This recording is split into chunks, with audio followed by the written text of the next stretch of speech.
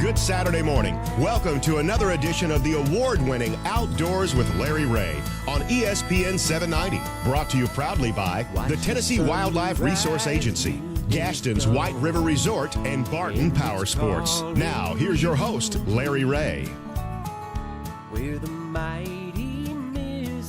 Hey, good Saturday morning. Welcome to Outdoors with Larry Ray on ESPN 790. This is Larry Ray sitting in the do every Saturday morning in our 14th year. We're rolling on the air. Justin Wooten is our show producer, and this is the second Saturday of the month, if I figured it up right, which means all the way from the metropolis of Middleton, Tennessee, is Bryan Brasher, the Commercial Appeal. Good morning, Bryan. Metropolis. Metropolis. That goes with him. Good morning, Larry. Glad to have you here, buddy. And it's good to be here. Yeah, and I know he's in the football mood, and I know Ron Wong's in the football mood, right? Good morning, everybody. Oh, yes, we are. And, I got my red on, and so does Bryan. Yeah, he's got his crimson on. I'm sorry. Because I'm on the radio. If we were doing TV, I wouldn't do this. Well, you don't really know. We have a secret camera in here right now, right, Justin? We're taking pictures right now just to record this for history. Now, we're going to talk a lot with Bryan and Ron, but the next two segments, right off the bat, this Saturday morning, we've got a young lady on with us. It was with us last year, made the journey to Antarctica. And it was a fascinating story that she had, and she's going back again. And so we're glad to have Bryan's going to switch over and let Alex Eilers come in with us and talk about what's going on in this gal's life, because she's heading to Antarctica again. And I got to tell you something. Go out to OLR-Outdoors.com, because I believe our very good webmaster Guy Trebo still has a segment on there about the Weedle whales and everything that we covered last year, and some great pictures of the whales that I took at the Pink Palace last year. Seals. Yeah, she's not. Seals. So we're not. She's not tackling those whales yet. Weedle seals. I knew that. Hey, it's early in the morning for me. Hey, Alex, good to have you on the show. Good morning. Get right up on that microphone right there, and I know that Commercial Appeal had a wonderful story here recently. About your trip, and so. Before we have a kind of a surprise guest in the next segment all the way from Alaska, let's talk with Alex because she's really put some interactive devices on this trip. So tell our listeners out there, Alex, when you're going and maybe the mission, a little bit about it, and how other people can get involved in this. Okay, great.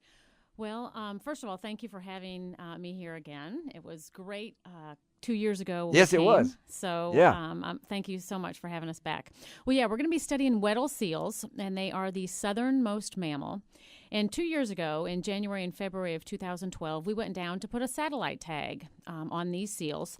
But we had to put it on the heads of the seals that had completely molted or shed their fur. Yeah. And so we're down there doing this project, and my professor, Dr. Jennifer Burns, who we'll be talking to later, she made a comment, and I was about from you to me. She goes, well, I wonder why, I'm noticing that these female seals are molting later in the season. She goes, I wonder if they pupped earlier in the season. So these are two critical events in a seal's life that really take a lot of energy. And so the scientists are thinking they really can't do that at the same time. So this time we actually get to go down and study the difference, or the factors that might affect the seal's, energy expenses. And you're going to... We're going to McMurdo Station. McMurdo Station, which I can't believe. There's 1,200 people? Yeah, it can be. It can be. It's got dorms and everything like that. We were there late in the season, in January, February. It's summertime down there, right? It is summertime. And it was really actually much warmer than I thought it would be. So now since we're going down in November and December, I'm curious as to if there's any significant temperature difference. I hope not too much. So you were down there for how long the last time? About 6 weeks on the ice, and it takes about a week to get down there and a week to get back. It takes a week to get down there. Just about. Wow. Which is time zones and all that stuff. You lose track of everything. So there's going to be But you've taken it a step further here. You have actually got interactive things going on. We do. We have what we call challenges. Now, you can always follow. I've already flunked the challenge. I know. Yeah, I've already tried it. Yeah. There's no flunking at Oh, all. I know it. Okay. You're a teacher, though. That's so, right. yeah. That's right. So you can actually follow my journey online. It's at polartrek.com, and you just have to look up my last name, which is Eilers, and so it begins with an E, not an I. Yes. Or you can actually just go to the Follow Expeditions, and so that's where I'll be journaling. And a neat thing about that is you can ask the team questions on each journal. So that's fun and engaging. But we do have some challenges. We've got 4 specific challenges. The first one is just fun. It's for the family, and it is free with museum admission. We have a scavenger hunt at the Pink Palace Museum. And I should have introduced Alex a little bit better, and I apologize for that because she is on staff at the Pink Palace Museum, and if you have not been to the Pink Palace Museum and you've been to Graceland, there's something wrong with you, okay? You need to go to the Pink Palace Museum and see what Clarence Saunders put up over there when he was developing Piggly Wiggly, and it became what it is today because you are on staff there and been there for how long?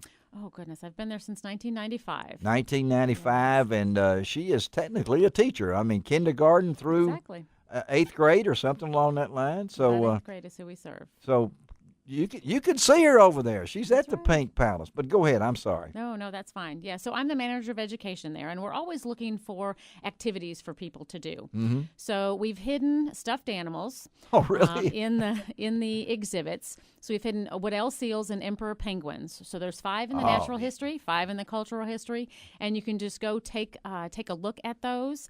There's a little code next to them. You pick up a form at the ticketing desk. You hunt for the seals and the penguins, and you write the code down. You go back to the museum store or the museum shop, and you can get a little trinket for participating.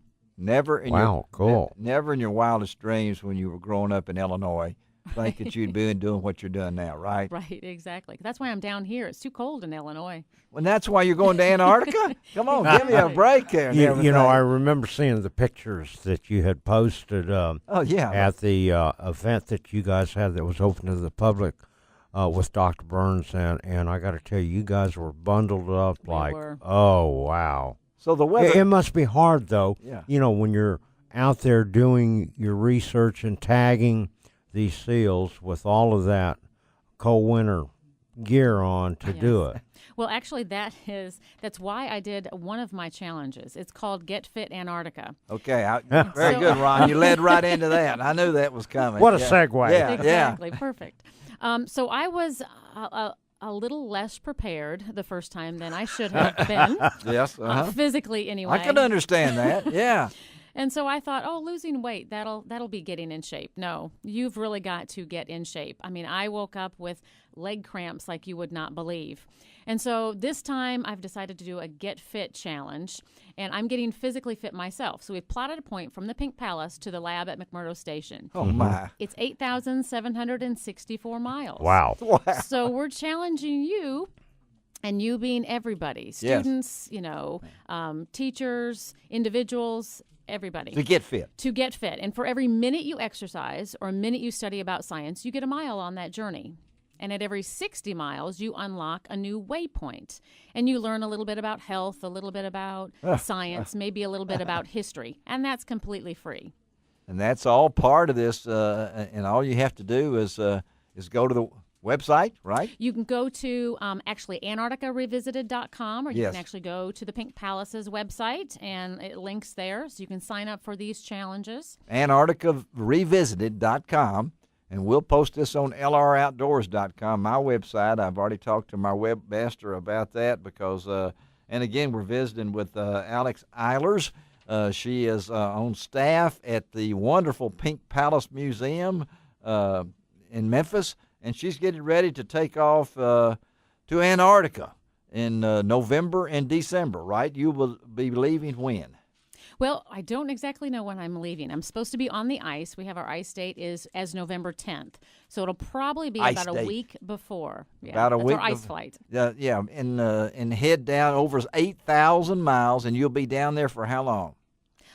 Probably. Well, they said don't make any plans for the holiday. Don't make any plans for Christmas and Christmas in Antarctica. Hey, that's perfect. close to Santa Claus. Oh, That's yeah, right. no, Or he's maybe at his the other brother's pole. down there, right? It's the other pole. Santa's not down there. Oh, that's He might South have a Pole. brother North or Pole. cousin or Well, he'll something. make it there. His brother's down there is what she just said and Exactly. everything. But hey, that's it's a cool trip, so to speak. Yeah. So Right. and the weather. So what are we looking for weather-wise down there? I'm actually hoping it's a nice summer. So what's nice? Actually, when we went down the first time, we were delayed 2 days because of good weather in Antarctica. From what I understand, it reached above freezing, and so we land on an ice runway. Yeah. And so the ice runway was melting. So we had to actually wait a couple of days. We were going to take a C-17 down, but we ended up taking an LC-130. And I think I was the only one excited about that because everybody else knew that added 2.5 hours to your flight. Oh. But I didn't care. We were on our way. You were on your To the way. ice. Yeah, and I know getting back when it comes back. Are you? You've been there once. What's the adrenaline flow now as you go back? You work. I mean, it's 24 hours of daylight there. So you get up. 24 hours of daylight. Yeah. Wow. Right. You get up at the virtual crack of dawn, and you literally are out working with SEALs the vast majority of the day. You come back if you make it in time for dinner. You have dinner, and then you go back to the lab, and I'll do my journaling, and the scientists will, get the specimens and do what they need to do in the lab for that. And I bet you, if we got out at 10 o'clock, it was a good day. Well, So I know. they're long And you're days. posting, I've got looking at it pulled right- up yeah, at your website and your link here, and it's got journal entries, so we can kind of keep up with what you're doing. Absolutely. Real easy, and that's You can get a good to postcard go, from and, us. We'll get a link can, on you can. LROutdoors.com for it. A postcard. Yeah, we're going to get a Right. postcard for her and everything. All All right. right. Yeah, so the flag challenge will have ended. However, we're still working on a way to, because I have an extreme weight limit. I can only have 2 bags with 50 pounds. And last year I brought over 2,400 postcards and a number of challenges. And so I was literally over the weight limit with that. So I've actually got to ship my stuff down. So on September 10th is the deadline for the flags. However, we're going to try to send a second shipment of postcards because my goal is to get 10,000 postcards. So if you're hearing this, it's not too late. Bring a postcard to the Pink Palace. I will take it to Antarctica and then mail it back to you. So you can have 10,000 All right. postcards. my Ooh, goal. lots A little of lofty work. goal. Mm. So we hope we get it. All right, let's take our first break of the morning on Outdoors with Larry Ray, and we'll try to hook up with Dr. Jennifer Burns of the University of Alaska, and she can talk a little technical side of this with us on Outdoors with Larry Ray on ESPN 790. Where the mighty Mississippi flows by Memphis, Tennessee. We've got woodlands, fields, and water. Hey, there is no better way. You can find out all. Now back to Outdoors with Larry Ray on ESPN 790. Brought to you proudly by the Tennessee Wildlife Resource Agency, Gaston's White River Resort, and Barton Power Sports. And it's calling you. Morning, welcome back to Outdoors with Larry Ray on ESPN 790 here in Memphis, Tennessee. We talk outdoors every Saturday morning for 90 minutes, and our 14th year on the air. Justin Wooten is our show producer, and Ron Wong and Brian Brasher in studio as they are on the second Saturday of each month. And but we also have a special guest in studio with us this morning, and that's Alex Eilers. She's the manager of education at the Pink Palace Museum and a PolarTREC Teacher. teacher. But we've also got on the line with us from Alaska. And I think we've been all over the North America, from Canada, wherever. We've been from Whitehorse, Dawson, you name it up there. But we'd love to talk with folks. And this is Dr. Jennifer Burns, Jen Burns of the University of Alaska. And good morning, Dr. Burns. Morning, Larry. Thank you for being with us. And I know Alex has kind of laid out the Pink Palace version of this and everything. And we'd like to talk to you because there's going to be 3 of y'all. And I'm not really I know that let's see, Dr. Ward Testa is the other person involved with this. So tell us from the technical side, what's going to happen when you guys go to Antarctica this time? Well, Alex and I and actually 4 other women will be going to Antarctica in November as part of a long-term project we've got going. It's year 2 of a 4-year project. And Ward, unfortunately, is not going to be able to accompany us to the field this year, but hopefully he'll be able to go next year. Okay. What we are looking at is how much energy it takes female Weddell seals to produce their pup, and then to recover from doing that, and then to they do a second thing, which many of us who have pets know about, which is shed their fur. Uh-huh. I have 2 husky dogs in Alaska, and You got to have husky dogs in Alaska, that's for sure. You got to have husky dogs That's right, in Alaska. yeah. But I can certainly tell you twice a year, I know that when my dogs are shed, and I got fur all over the house. But you're going to be doing a lot of different things. I was really interested in some of the, even measuring heart rate. Yeah, we do all sorts of things. When we get our hands on an animal, and we can pick animals specifically for this project, in part because there's been a long-term study of seals in the region, and a lot of them carry little ID tags, essentially, that tell you who they are and how old they are. Mm-hmm. When we get our hands on them, we want to give them a full health assessment. So we give them the best veterinary exam that they've ever had, and we weigh them and we measure them, and we take blood samples to see, make sure everything's healthy. We look at hormone levels. And when, not with this trip with Alex, but next year with Alex, when we're down in January, the females are pregnant, and we can measure their heart rate and the fetal heart rate at that point. Wow. So, and I know why, and Alex, either one of y'all can answer this, why are you doing these seals? It's the what they're called, the Weddell seals. Weddell seals. Why Weddell seals?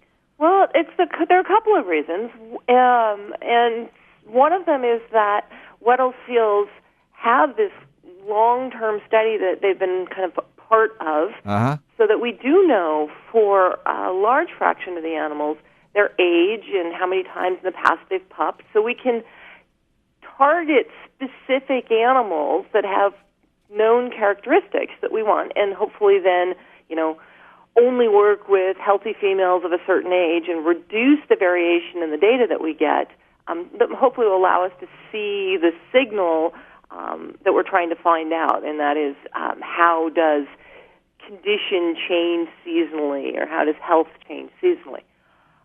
One of the other reasons is that down in the Antarctic, there are no terrestrial predators, and no polar bears in the Antarctic. Yes, that's right. No Santa Claus, we just determined a while ago, too. It's his brother bears down there.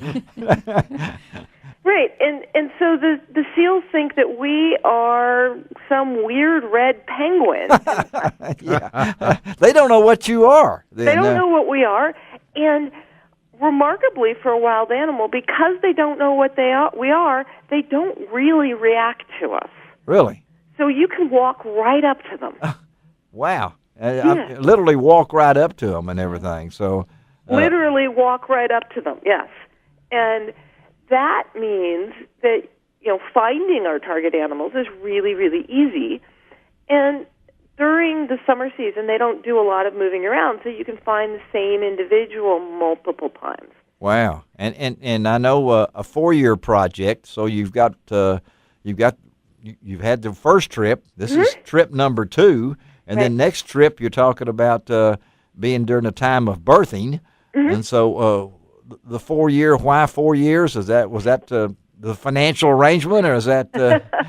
It's 4 years for a couple of reasons. One is that each year we're doing some measurements at the pupping season and at the birth and later in the season, and then we're trying to find those same animals the next year. So we're going to be looking for some of the animals that we handled last year when we're down this year, and we won't find all of them because some will go someplace else and things like that. So to get a large enough sample size of animals that we have seen multiple times across the study, we need to essentially repeat the same measurements for a couple of years, because we can work really hard when we're down there, and we do. But we I've can heard only that. do so much. Alex is shaking her head over here. I know this is not just a vacation. Even though I understand that Antarctica has now become a tourist destination spot. Oh, right. It has, certainly. I mean, with boats and cruise ships and things along that line. But you folks are going down there, as she said. For science. This is for science and the luxuries. I guess cable TV down there. Can you watch ball games? I don't know what. There is a TV channel down there. Oh, there the is. Armed Forces Network broadcasts down there. So, Oh, okay. Well, we hope to on tape delay or something along those lines. Yeah, on those lines. Well, we're talking to Dr. Jen Burns of the University of Alaska in studio with us. Of course, is Alex Eilers from the Pink Palace, and I'll bring Alex in on this to kind of join in on this thing, because this is it's. I know it's your passion, but it's also work. Mm-hmm. It's also get ready type thing. So you're in. I guess both of y'all are in spring training mode right now, trying to get yourselves ready. I know Alex is talking about health and fitness, and she's Miss Postcard. You know, I mean, to bring those things like that. But what's the interest you've generated in this? Well, that's actually part of my job. Mm-hmm. I'm the person who does the education and outreach. So be it school children or be it the general community, we just want to let everyone know what we're doing, because the more cognizant people are of this, the more informed they are about what's happening throughout the world. And Whittle seals, they look kind of cute. They're cuddly. I mean, they're not the big bull. Tell me about the animal itself. I don't know which one of y'all tell me. Jen, do you want to do that one? Yeah. How big is this animal? Is this an animal that I know you're checking to see? They're big. How big is big? The biggest female we handled last year was a little over 1,000 pounds. A little over 1,000 pounds. That's a lot of woman. I'll tell you right there. Yeah, that's a big seal. Mm-hmm. And are the females bigger than the males? Or is there a dominant tier? I mean, give me an idea. How many pups do they have? I ask dumb questions, but I like to know these things. All right. So let's see. The females are about the same size as the males. Okay. So no, they're not that bigger. And each year the female gives birth to one pup. One pup. One pup. And she nurses that pup, cares for that pup for about 6 weeks.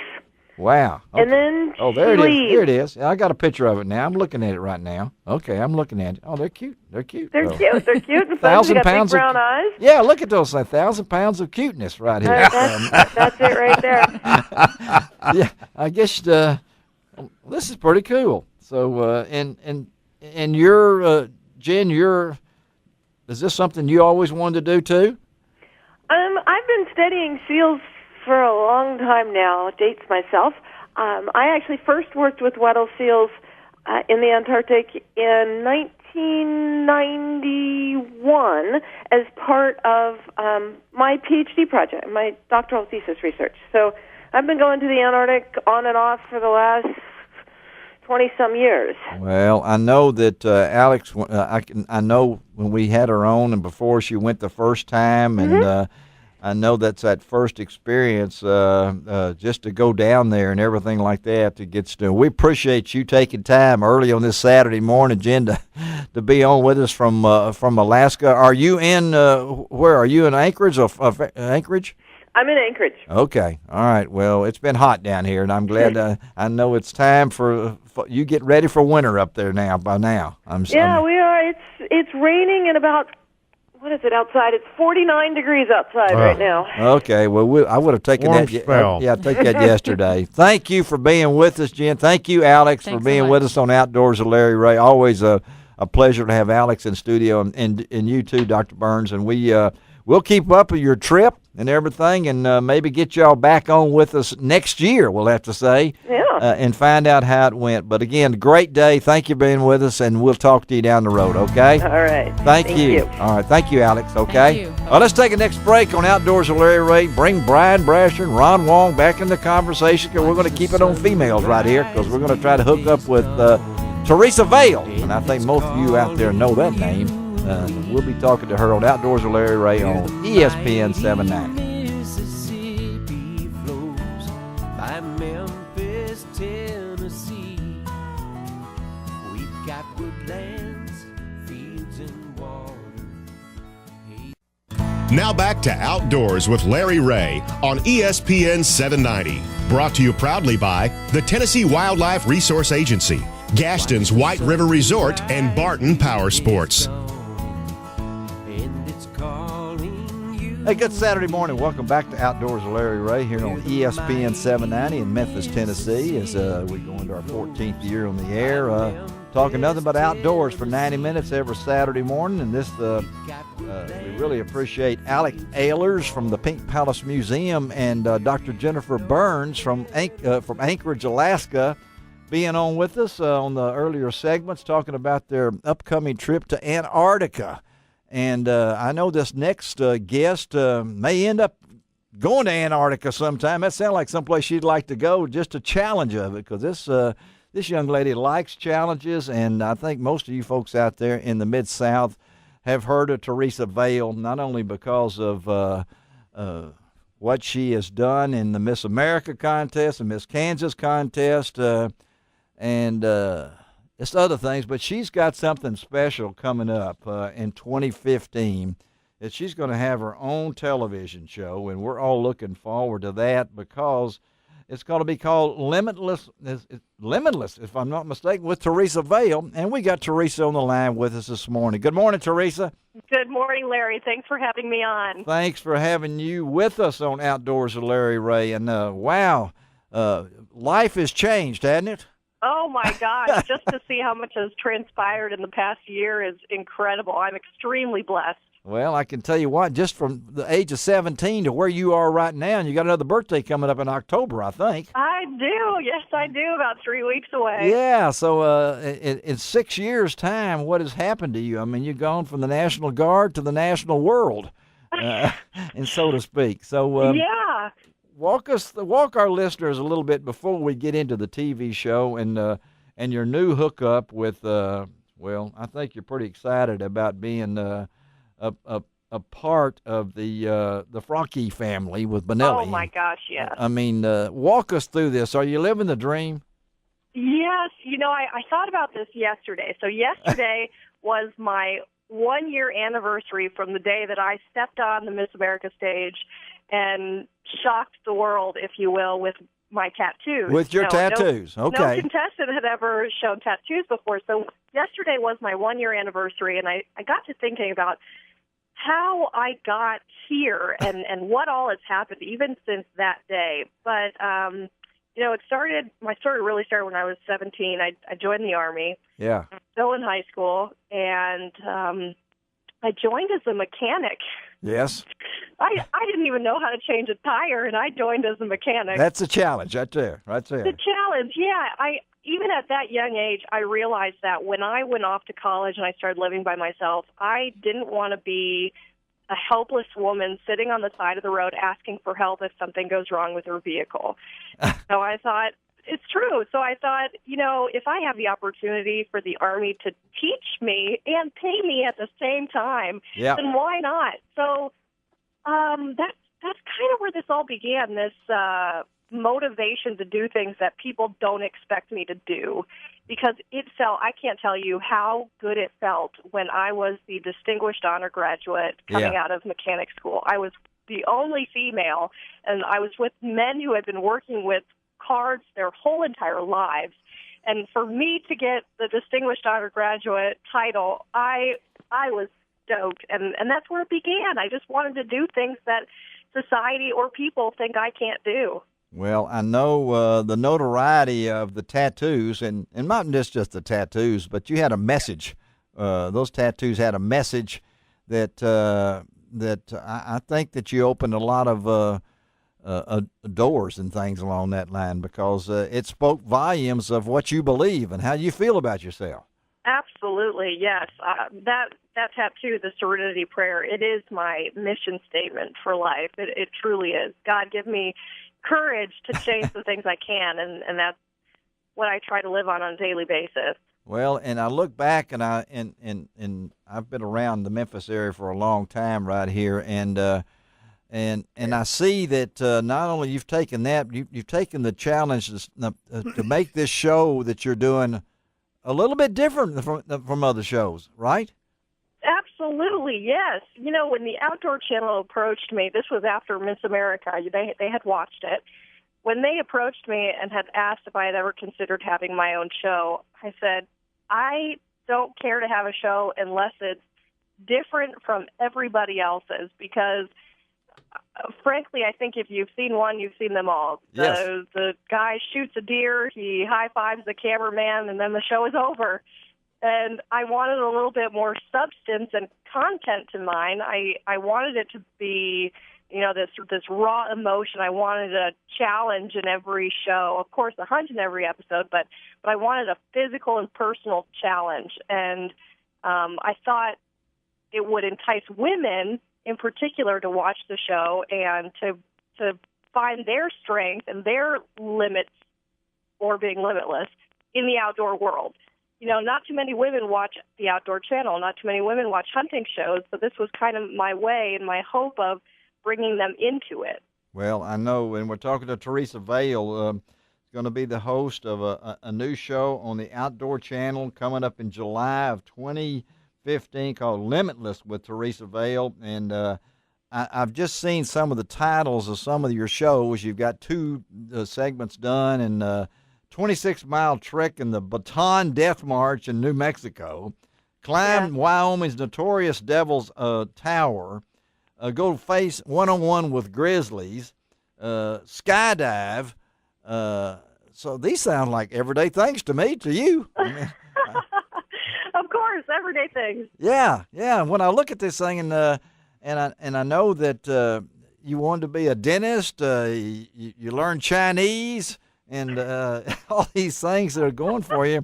Do you have a say-so in what you get to do in these segments? Did you come up and sit down and say, this is what I'd like to do? How did you come up with your segment? Yeah, no, absolutely. We all sat down together, the creative team and myself, and we brainstormed different challenges that I would be up to. And I said, guys, there's nothing that I wouldn't be up to. I'm up to anything. So we just started kind of picking out these really cool and really difficult challenges, like Devil's Tower. Yes. Climbing Devil's Tower takes between 8 and 16 hours. And no, it takes longer than that for me. I've never rock climbed before. You've never been rock climbing before? Nope. Oh, no, that's a challenge. All right, Ron and Bryan Brasher. Bryan Brasher's the outdoor writer here in the Commercial Appeal. I know he's listening to this thing. He's our outdoor writer for the Memphis newspaper. Bryan, this young lady likes challenges, doesn't she? Yeah, I'm sitting here thinking she's accomplished more before 25 than I have my whole life. No doubt about it in my mind. Not in anybody's mind. And it's so great to see somebody do something different when Yes. it comes to outdoors. I mean, the outdoors world in general is a Me Too environment. You hear all the time about this great new fishing lure that's just going to take the world by storm, and you go and you buy it, and it's the same lure you've been using for 20 years. It's just a different color. Different paint job. But it sounds like you're really pushing the envelope. You're really doing something different, and I think that's fantastic. Thank you so much. I'm trying. well, you're trying. I'm telling you what. One of the things that I know when, and I became a fan when I knew that you were going to shoot archery right at the Miss America contest. And 2 days before awesome. that, you learned how to sing opera, and I mean, come on now. I mean, well, the media, I don't know where the media got that. It was not 2 days. It was more like 2 months. well, I don't care 2 months or 2 days or 2 years. I mean, this girl can shoot a bow, and let her shoot the bow. Larry, I felt so gypped just because Yeah. 51 contestants got to perform their true talent, Right. what they are good at. And I was the only one who wasn't allowed to do what I was truly good at. And so I had to just pick something out of thin air, and I hate singing. I don't know, but Pavarotti ought to like what you did because it blew me away. I right there, the tattoos was okay, but the Pavarotti did me, So Oh, no. no. Well, I don't expect you when you get on the top of Devil's Tower for you to break out in an opera song. I definitely will not. No more opera for me. No more of that. But hey, we wish you great success, Theresa. Outdoors with Larry Ray here, and all. You're gonna. Yeah, I know you already got fans in the Memphis area because we've already posted it on my website, and I know there's people listening this morning want to hear straight from you and everything. So nothing but success with you, and I know it's going to be a great show. And again, we got to throw in the people at Frankie Benelli being on their pro staff. Oh, absolutely. Let's close can I it. interject something just real quick? Yes. Those guys, the guys at Frankie and Benelli, Yeah. they're not jumping on the bandwagon to push their product to women. They truly have a passion for wanting women to learn how to shoot. They do. And I'm not kidding. When they brought me on, they were just our goals, our end goals were so in line with one another. They want me to push Frankie to women because of how it makes me feel. Any woman who picks up a gun and starts shooting, their confidence level just skyrockets. Yeah. That's what Frankie truly cares about, and I'm so blessed and honored to be a part of that team. Hey, if anybody's tried that new Intensity 12 gauge, that's my favorite one. Bryan is over waving his arm right there. That thing takes a recoil. That is a wonderful gun. If you haven't tried it, try it. Yeah, it is a wonderful gun, and I think they've got a contest that you might have a chance to win one if you go to their Facebook page and try it out. But it's a wonderful thing. Again, Theresa Vail, thank you for being on Outdoors with Larry Ray. And thank you, Larry. And we will stay in touch. Have a great day and keep it going, okay? All right, thanks a lot. Thank you. All right, let's take our next break of the morning on Outdoors with Larry Ray. It's going to be a hard act to follow, but we're going to talk some more. Yes, it will. Bryan Brasher. Justin, we'll take us out of here. We'll be right back on ESPN 790. Mississippi flows by Memphis, Tennessee. We've got woodlands, fields, and water. Now back to Outdoors with Larry Ray on ESPN 790. Brought to you proudly by the Tennessee Wildlife Resource Agency, Gaston's White River Resort, and Barton Power Sports. And it's calling you and me. Hey, good Saturday morning. Welcome back to Outdoors with Larry Ray on ESPN 79. And now we can talk some fishing. And I know that Ron Wong loves to talk I fishing. have to tell you So does something. Bryan Brasher over there. Yeah, we do, but we've had some interesting guests on this morning. Yeah, we've been all. Yeah. I mean, we've been to Antarctica, we've been to Alaska, we've been to Kansas, we've talked to a former Miss America, and Theresa Vail. I mean, hey, it's all good. Yeah, it's hard act to follow for Billy Lindsey. I know that. Sorry, Billy, I had to put that in. Shotguns to Billy Lindsey. Billy Lindsey from Lindsey's Resort over in the Little Red River. I mean, we're getting fall is in the air on this Saturday morning. We're talking football. We got all these things going on. It's time. The colors are going to start coming. Life's going to be good on the Little Red River, right, Billy? Yeah, hey man, life is always good on the Little Red River. Y'all kind of put me behind a tough crowd there, guys. Well, we're not running your picture, Billy, so don't worry. This is radio, okay? That's why. There you go. Yeah. What's happening over there?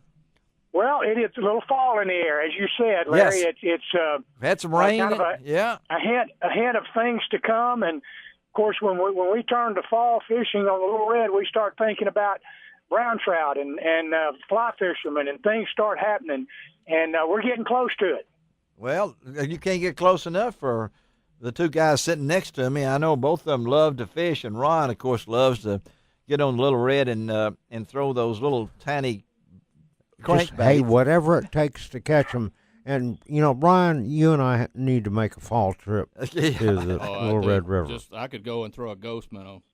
Nothing else the whole time. I wish somebody could make me a good fly fisherman. Several have tried, and it just hadn't worked. A lot of them have tried. I mean, I'll go and throw that little crankbait anytime you want to. Well, Billy, I know that. What about water? I mean, we had a hot spell, and we had cool spell, and we've had some rain. So what's the water condition? Well, Larry, it's the river conditions are really good right now. They continue to generate some late afternoon. That's been pretty late. That's good. It might even be 3, 4, 5 o'clock in the afternoon before we get any water, Ron, for you to chunk those crankbaits. But we've still been getting a little bit of it about every day.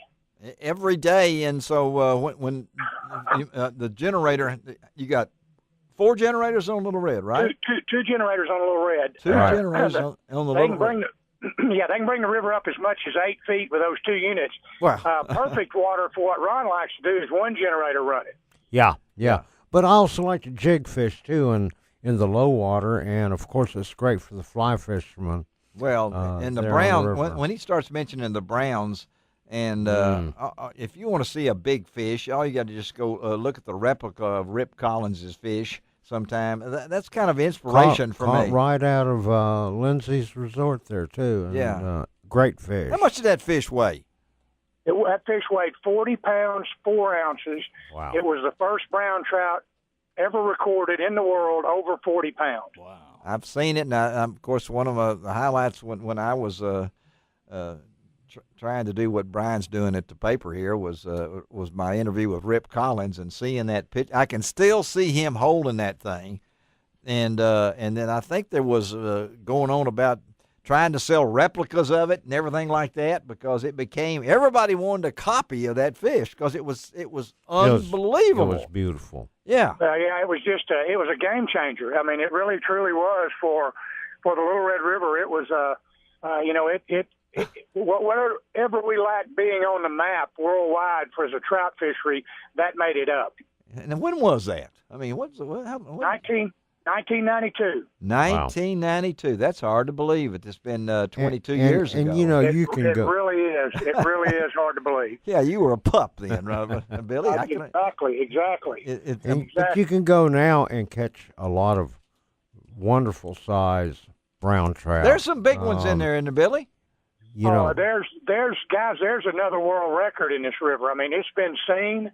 The biologists on one occasion, when they were doing their sampling, and where they shock and measure and record the fish, right. actually roll one over that they said there was no question about that it was a bigger fish than what Rip had. So there's some huge browns still in this river, no question about it. And it's pretty exciting to throw something like a jerk bait where you can see it in the water and you see this big orange brown flash come up on it. And to me, it's more exciting. I mean, that's just great. To see it. You're right, but to be jig fishing or like you're talking about, and you know what it's like to get a hold of a rainbow. Yeah.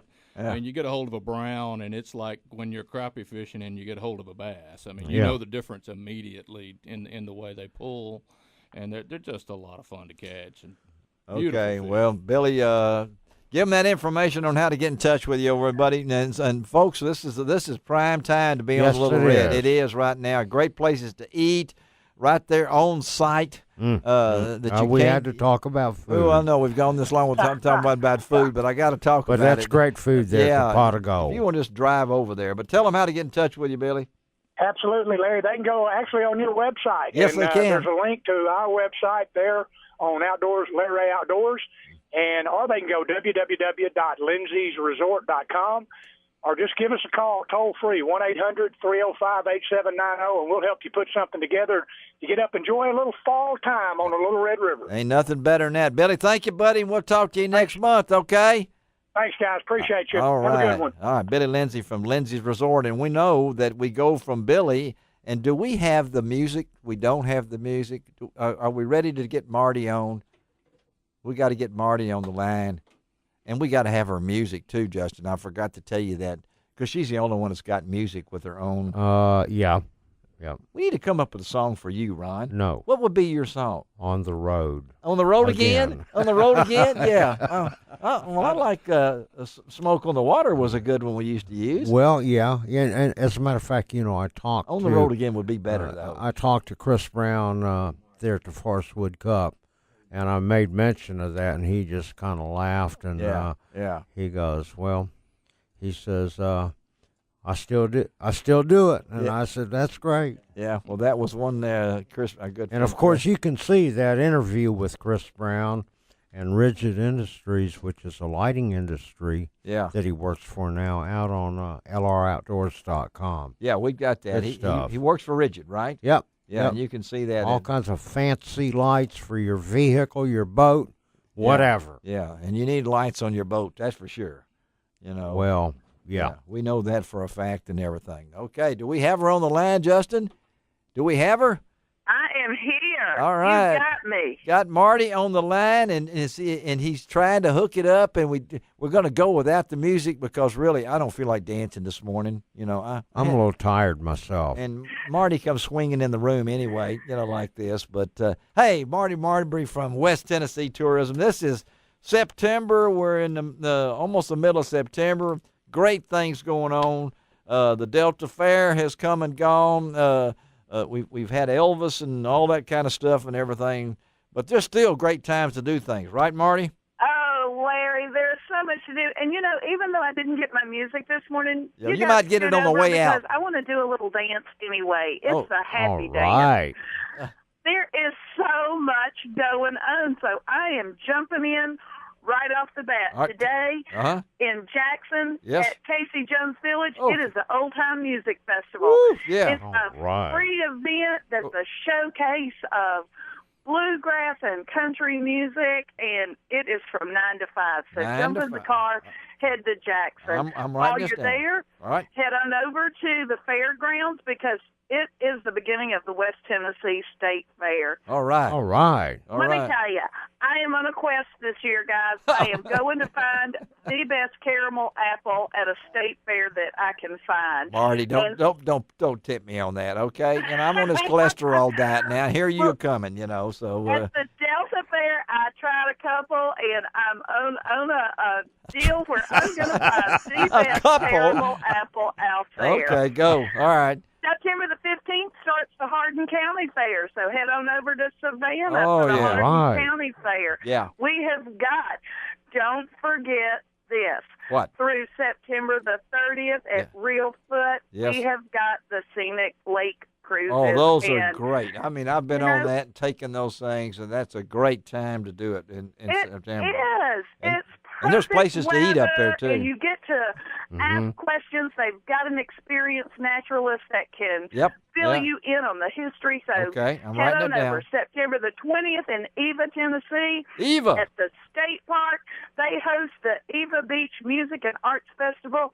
And this year, to add a little excitement, they are adding the Amazing Race. It's a two-person team.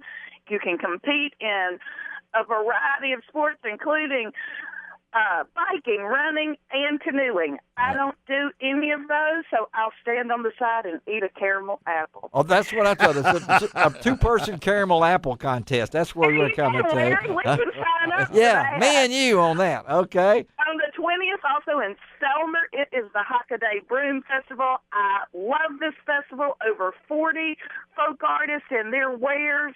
You gotta go, and they've got food. So. Broom Festival, the Hockaday Broom Festival. The Hockaday Broom Festival. Do they ride them?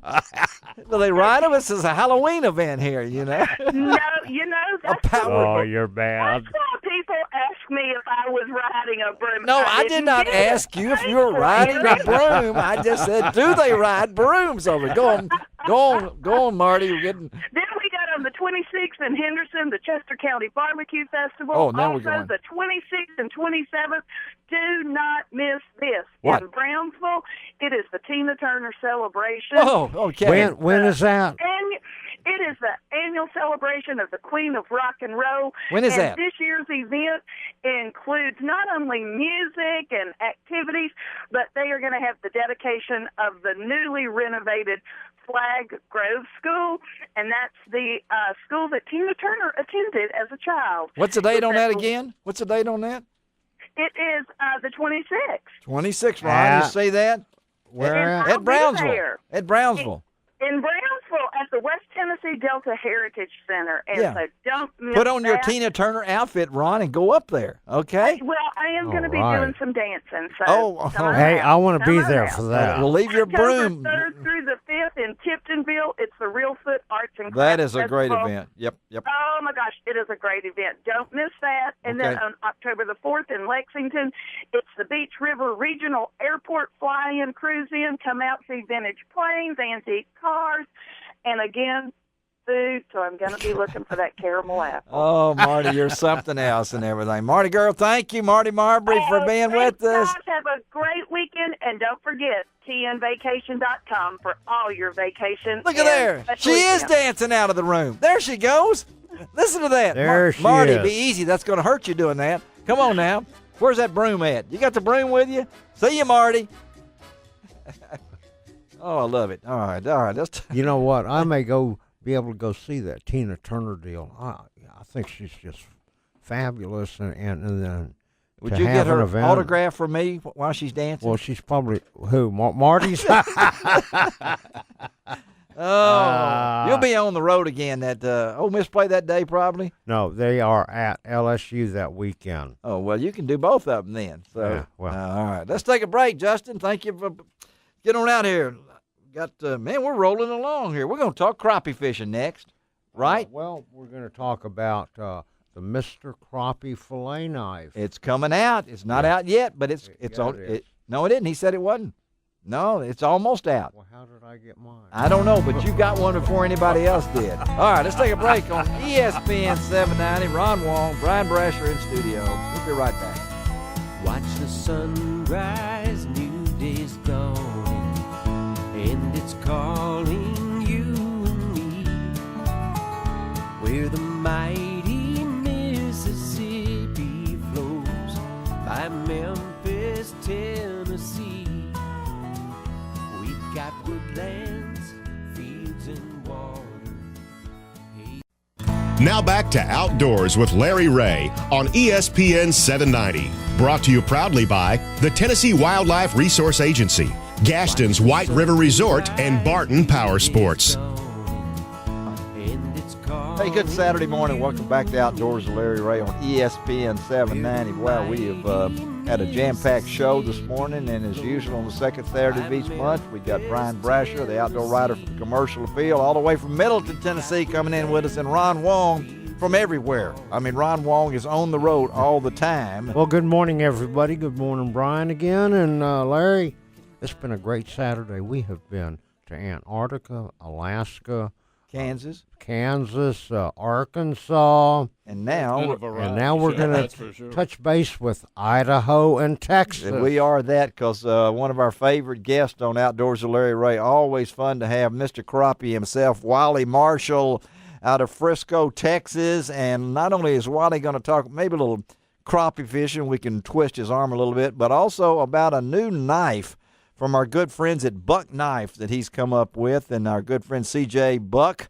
But we've got sitting in with us not only Wally Marshall, Mr. Crappie himself, but we're happy to have on Outdoors with Larry Ray Bob George. He's the Director of Sales and Marketing for Buck Knives in Post Falls, Idaho. Good morning, guys. Good morning, Larry. How are you? We're doing great. Bob, you don't mind being on with Wally, do you? Oh, not at all. Wally's a good guy. We're looking forward to working with him.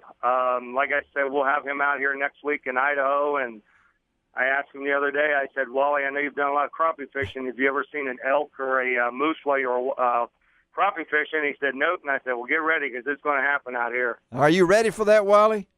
I'll tell you what, it'd probably scare the hell out of me. Only Wally Marshall could put it like that. And all of a sudden, this giant animal comes out of the woods. I'd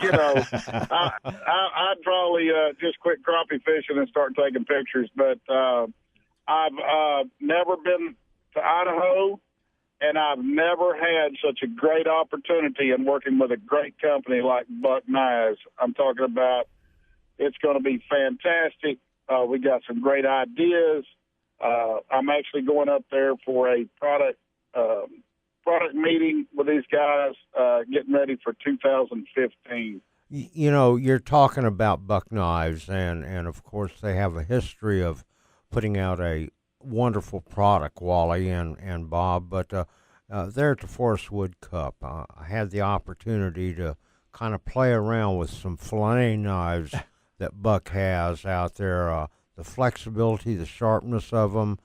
Is that something that we can look forward that's coming out for a fillet knife? Bob, Wally, you guys talk about it. Yeah, absolutely. That's part of the reason we have, as you guys know, the fillet knives we're currently making, we're kind of making them to be all general type fishing. Wally's going to come out here and he's going to sit down with us, and we're going to really take a hard look at creating a product that is specific to the panfish market, which we've never really done before.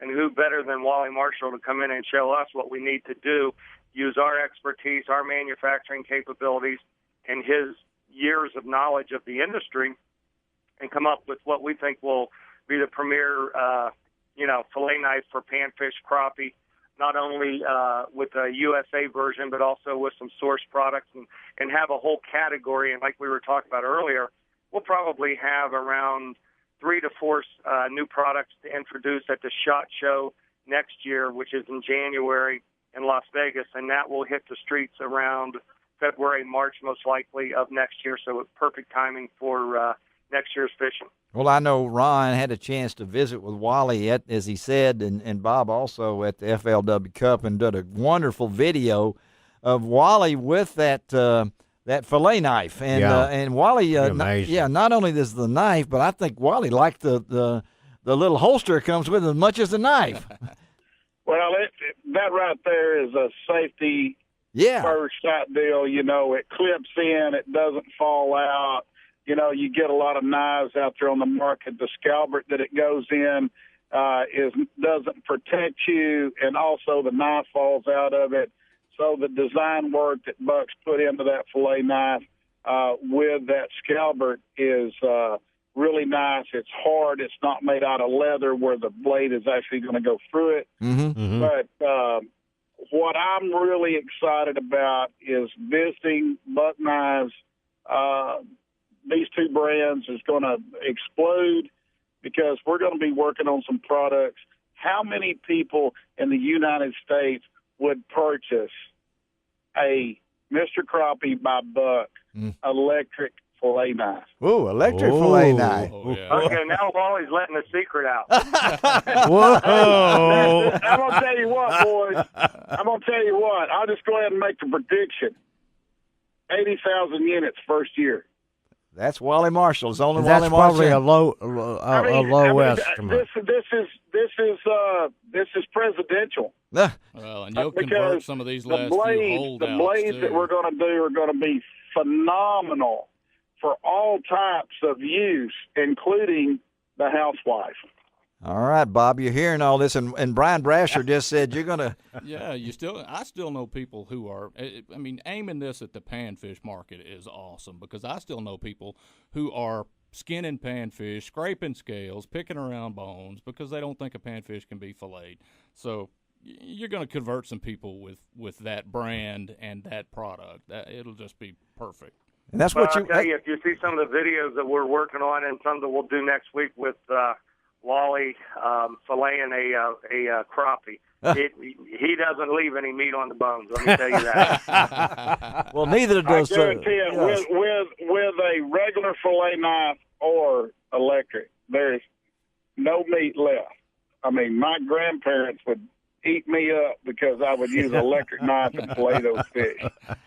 They wanted me to spoon them, cut their heads off, and fry them whole. That's right. Yep. Well, we're talking to Wally Marshall, Mr. Crappie himself, and also with us is Bob George. He's the Director of Sales and Marketing for our good friends at Buck Knives in Post Falls, Idaho, talking about the new Wally Marshall Mr. Crappie fillet knives coming, and Wally let it slip. There's going to be an electric one in here. And, Bob, we're not going to put you on the spot anymore at all, but I know you guys are pretty excited about having Wally part of your team, though, right?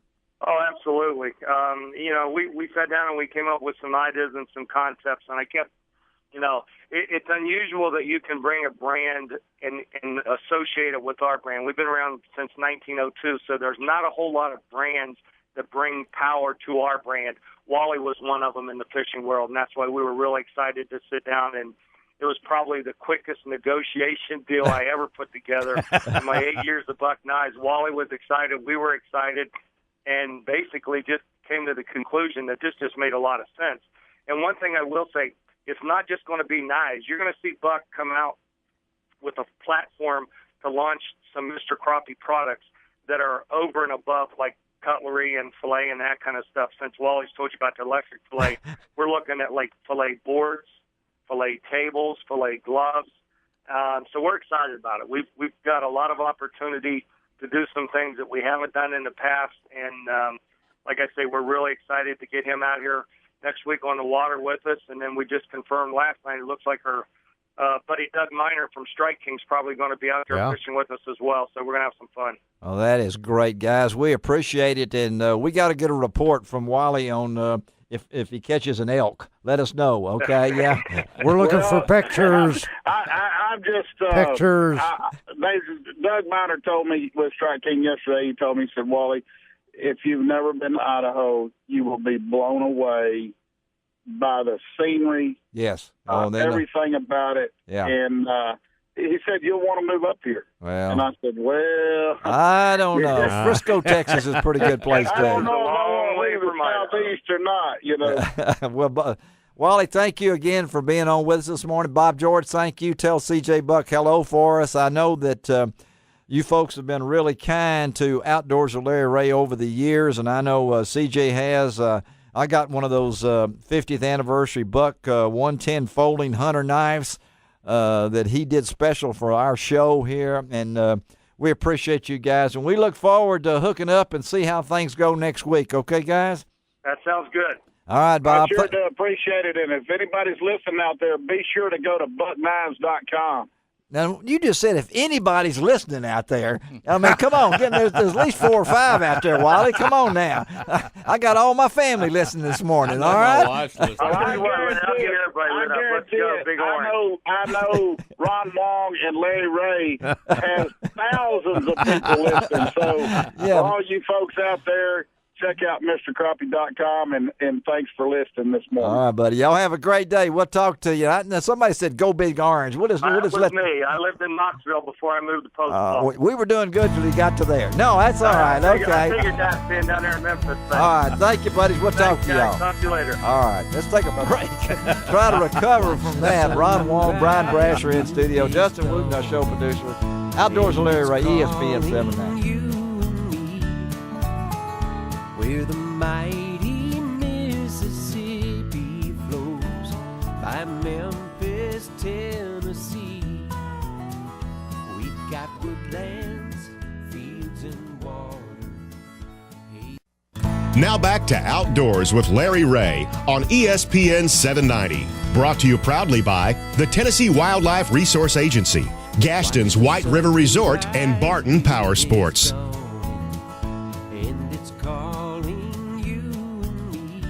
Good Saturday morning. Welcome back to Outdoors with Larry Ray as we wrap up a busy show on this September the 13th. And I want to remind you folks out there that going on today out at Holly Grove Cumberland Presbyterian Church in Brighton, Tennessee is their annual Hunter D. Stafford Memorial Wildlife Supper. Going to be about 1,200 or 1,300 folks out there. It is a wonderful event in memory of Hunter Stafford, who was killed by a drunk boater. And his dad and the church have gone together, and it's just something to go to. And it's free, a lot of food, a wonderful speaker, a lot of vendors out there and everything. That's today at Holly Grove Cumberland Presbyterian Church. Just take out Highway 51 north, look for the signs right there in Brighton, and go out there and spend the day out there. And don't forget, next Saturday, September the 20th, I will be at Kirby Woods Baptist Church on Poplar, right across from Chick-fil-A and that area right there, for their wild game supper about 5:30 or so on September the 20th. I'm going to be giving away one of Charles Petrie's one and only Outdoors with Larry Ray turkey box calls. Skip Brewer and his staff out there at Kirby Woods have looking for big things on September the 20th, and you can stop by Kirby Woods and buy those tickets for that, and looking forward to being out there. Ron Wong, Brian Brasher in studio with me this morning. And guys, I know you guys were talking off the air as they always do about fishing and things along that line, but I know we've got some hunting seasons going on right now. Yay. We're getting ready for the bow season, getting my crossbow ready and taking care of that. And what's this yay stuff? I like those people going out into the woods. I hope they have great success, and I hope everybody that loves to hunt gets out there. Why? Well, that's less people on the water for Bryan and I. That's why I love golf. Oh, yeah. I've always said I'm all for golf. Well, You know, I love golf. I love golf. Don't forget small game hunting, too. Yeah, small game hunting's going on. And this is really with the change in the weather. Now's the time to be out there. I've seen a whole lot of squirrels and everything like that out there. And, of course, most of those I saw when I get my golf ball out of the woods. So you can say that out there or out of the water, so to speak. But I got to tell you, with all this cool weather we're having, water temperatures are falling. Yeah, that's what I want to ask you. Number one. Number two is a lot of the lakes are being drawn down to their winter pool now, which causes current in all of our lakes, especially the lakes along I-55 in Mississippi, and which is pulling all of the fish into places where you can catch them. Now, most of our places, and it includes Pickwick, as Bryan knows, and any of our Tennessee River lakes, and any of our reservoirs along I-55, fish will start moving into the coves and creeks following the bait fish because of the falling water temperature, and it's going to make them easy to catch. And I tell people every year, if you haven't gone over and fished below Wheeler Dam in that tail race during the fall for smallmouth, the end of this month, the early October, a 6-pound smallmouth, just not an unusual thing over there. Right. And it's so much fun because you might catch 13 species of fish in a day. And it's real easy because all you're doing, a lot of people think, well, I've got to have all kinds of special lures, rods, and reels, but a split shot, a hook, number 4 hook, and a live minnow, right? Yep, that's it. That's it. Anybody who's fished at all, just be careful in that tail race. Wear your life jacket. Absolutely, all the time. Or the game warden will complain about it if you don't. So, but it's a great trip. It's one that everybody ought to make. And like you said, there's no telling what you might catch. That's right. It could be a 80-pound catfish too. Sauger, yellow perch. Yeah, you never know.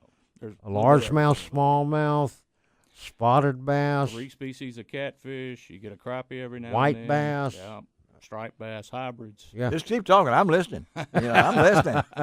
I want all you guys on the water. Okay. Yay. Get on the water. I mean, I want you to. It helps the world coexist. The outdoors. It really does coexist very well this time of year. Yeah, well, we try to coexist. I mean, you guys get on the water, we get in the woods, and I have nothing against fishing either. I really don't. No, Larry likes to fish. I like to fish, but I really like to hunt too. I like for you to be successful because I bring you venison and things like that. Right? Yeah, that you can cook. Hey, I can do that. Squirrel dogs. I'm itching to get in the woods. I mean, see there. Okay, and this is the time, and to know that we live in an area where within 3 hours you can go to so many different fishing places, absolutely, or hunting places, or anything like that, and we have. The TWRA setting up all these management hunts and things along that line. And I know I got good reports on opening day of dove season, not necessarily from me, but from other people. No, I was I was better than the national average on killing doves this year. Good. The national average is 1 dove for every 8 shots. I want you to know that my average was 1 dove for every 5 shots this year. That's awesome. Yeah, I shot 5 times and hit 1 dove. So there it was. Wait a minute. I was thinking. You don't have to tell that part. I don't mind telling that part. They just weren't there. Okay. I figured you went through about 5 boxes of shells. No, I did not. Got your limit. No, I did not do that. But I saved a lot of money. But I could have shot a whole bunch of times. Now if I'd have used that Benelli. Infinity or whatever it is. Frankie, Go on a snow goose hunt with that gun and see how many times you shoot. There's a lot of snow geese out there. Yeah, but no, it is a wonderful gun. But hey, guys, thank y'all for being with us this morning. It's been a pleasure. And I just want to remind everybody: practice good water safety. Amen. Yeah, we just had I know we've had a tragedy at Pickwick a couple of weeks ago. And a lot of folks were. It doesn't cost you anything to wear your life jacket. And it can happen in a heartbeat. It doesn't matter how much time you spend on the water, what you think you know. Like you say, safety. Absolutely.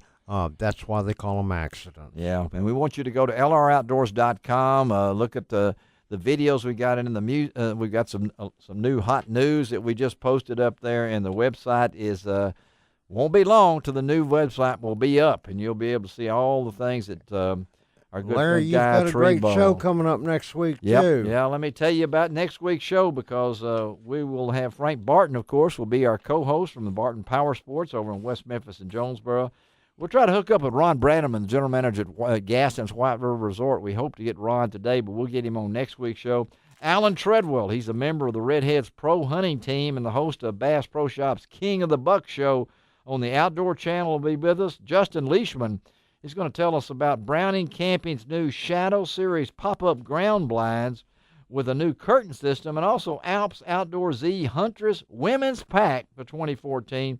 And listen to this. We got Dr. Grant Woods of www.growingdeer.tv. It's an on-demand web show that shares current information about deer hunting and deer management 52 weeks a year. And there's some cool videos on there. I'm telling you, go to www.growingdeer.tv, and we're going to have Dr. Grant Woods on next week's show. Again, Ron, thank you. Thank you. Be careful this weekend. I know you're always on the go, on the road again. We'll be on the road again, going to Oxford today. Yeah. And then tomorrow I'll be fishing. And tomorrow. Bryan, thank you for making the trip in from Middleton. I know you've been really busy with all the Redbirds and the... I'll be at Liberty Bowl Memorial. Yeah, today you're there. Yeah, he'll be tonight for the Southern Heritage Classic, and he'll have all of his coverage in the paper and tomorrow. then I'll do Sunday. Yeah, all right. Good deal. Justin, thank you. Justin, we can take care of this. Is Larry Ray reminding you I do each and every week that it doesn't cost an extra cent to be a good sport. And God bless the USA. And it's calling you and me. We're the mighty